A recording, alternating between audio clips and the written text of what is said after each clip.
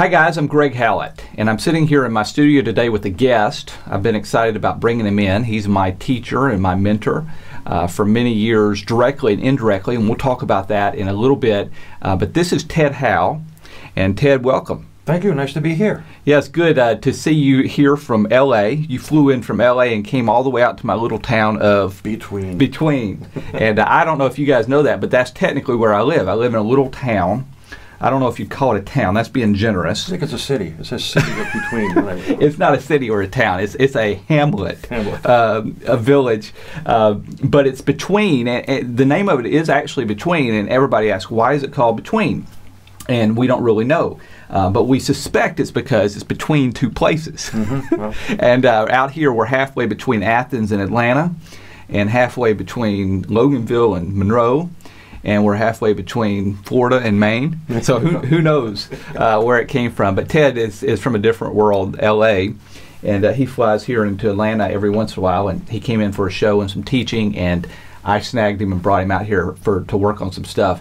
So it's good to have you. And I want to take a few interview segments here for the next few minutes, and we're going to talk through a couple of things. I want to talk about your history, which I've always found very, very fascinating because of the origins that you have in the early days of jazz. And then also, I want to talk about your teaching and go through some tips to help musicians. But first of all, let's talk about the background, because again, this has always been fascinating to me. You are, in some respects, or you lived during the era where jazz was sort of coming onto the scene, and you were right there in it. Starting back in your days with what is still the quintessential place to study jazz, which is Berkeley. So tell me about that. How did this all happen? It started when I was 14. I didn't tell you this before. This is interesting. I'll make it quick. My sister was taking piano lessons. Okay. Guy came to the house, and he was very good. He was actually a student at Berkeley. This was in the 50s. In the 50s, okay. And I was already listening to lots of jazz. My uncle got me into it. I had a hi-fi system that I built myself. You know, I had all these LPs, Brubeck, everybody. And he was fascinated with the fact that I didn't play anything. So one day my sister freaked out. She hated the lesson. She came running up the stairs and slammed her bedroom door. She's younger than me, and told my mom she didn't want to do it anymore. Sid comes up the stairs and had another 20, 30 minutes left, and he said, why don't you come down and finish off the lesson? You know all this music. You know, that changed my life. I mean, he gave me a lesson, came the next week, gave me another one. He started coming twice a week. This was Harry Smith? No, this was another guy who came to the house to teach my sister. Harry Smith was his teacher. That's how I got with Harry Smith. Harry Smith, which was the founder of Berkeley. Got it. Okay. Yeah, one of the founders of Berkeley. Got it. Yeah. Okay. Yeah. So he sent me to. I wore him out after a year and a half. Okay. So he sent me into Berkeley, and I took the subway in, and I took a piano lesson on Wednesdays and theory and arranging on Saturdays with him. Right. And he was the co-founder of the school with a gentleman named Lawrence Berkowitz. And they founded it in 1941. So I had a very, very, very great time with that guy, man. But he was a bear. I mean, if you didn't have something to learn, you throw it on the floor and go like that. Don't ever come back again. You know, get scared to death. Used to smoke cigarettes during the lesson, walk around the room in circles and yell and scream. But it was worth it.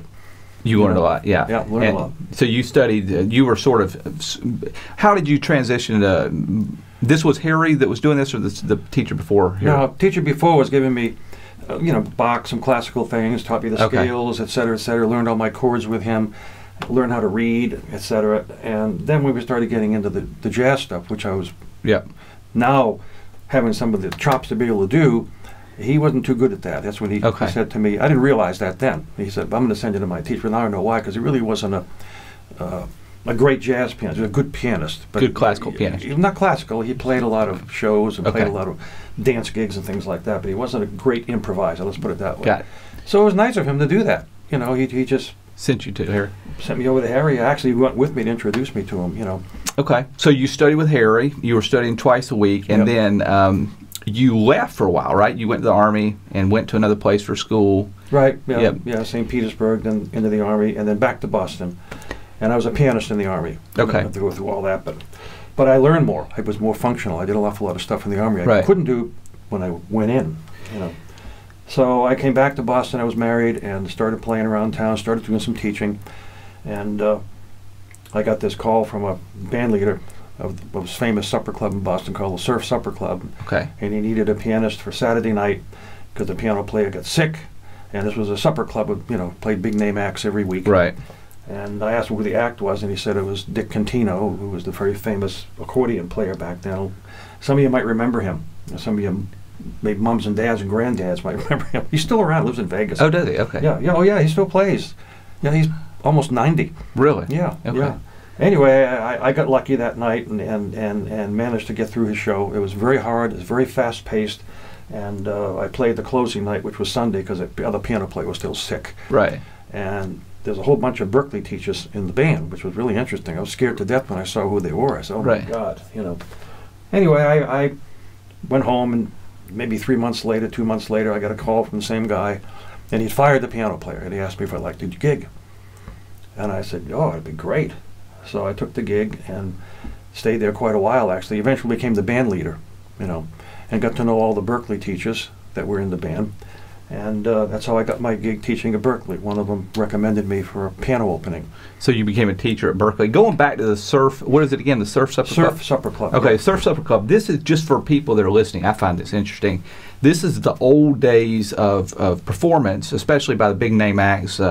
If Sinatra, for example, came into town, he'd come play that club, or any of the big acts. In other words, it wasn't the amphitheaters like we use today. Not a theater, supper club. Right. They'd come to the club and you'd eat and listen to music. Yeah. And that was how it was done back in those days. Talk about a little bit maybe about the culture. So you would have a different act in town every night or every... No, every week. Sometimes they'd play 2 weeks. Okay. Most of the time a week. Would you practice with them ahead of time? Oh, yeah. You'd have... Opening night was Monday. The rehearsal would be, I think, 3 or 4 in the afternoon on Monday. Okay. And there were 3 acts every night. Oh, wow. Oh, okay. yeah. So there was the opening act, which would be anything from a Oriental dancer to a juggler, we used to get these dance teams from South America that had very hard music, by the way, you know. Sure. And then there'd be a comic, always a comic. Okay. And they did about a half hour, I guess, between them, 30, 40 minutes. Then the name act came out. Right. Yeah. And so it was, you're up there for like an hour and a half. Okay. You know. So the you would have one practice. So basically, these musicians you're working with are probably on the level of recording musicians that we'd have in Nashville or L.A. today, which is you'd have to sight read essentially. You'd be sight reading the music. And you told me once about a time where didn't you tell me about a singer that came in and asked for all the music to be lowered a half step? Ethel Merman. Yeah, Ethel Merman. Crazy. Yeah, and they were able to do that. They were able to do it. Yeah. It's phenomenal. The whole show for 2 nights, I think they did that. Yeah. Okay, so then you moved on, or I guess at the same time, you were working at Berkeley, teaching. Yeah, and Berkeley. I worked teaching 5 days a week. I don't know, it's 30 hours maybe, and then 7 nights. This was a 7-night-week gig at the Surf. Yeah, it was hard work. Yeah. Once in a while, I'd have to take a week off just to recuperate, you know. But it was tough. That must be fascinating, though. I mean, you're at Berkeley, which is the birthplace of jazz education. I'm sure y'all had the big names coming in there to teach or do their stuff, and then you go to the club. I mean, you were immersed in music, great music, and around great musicians and great acts.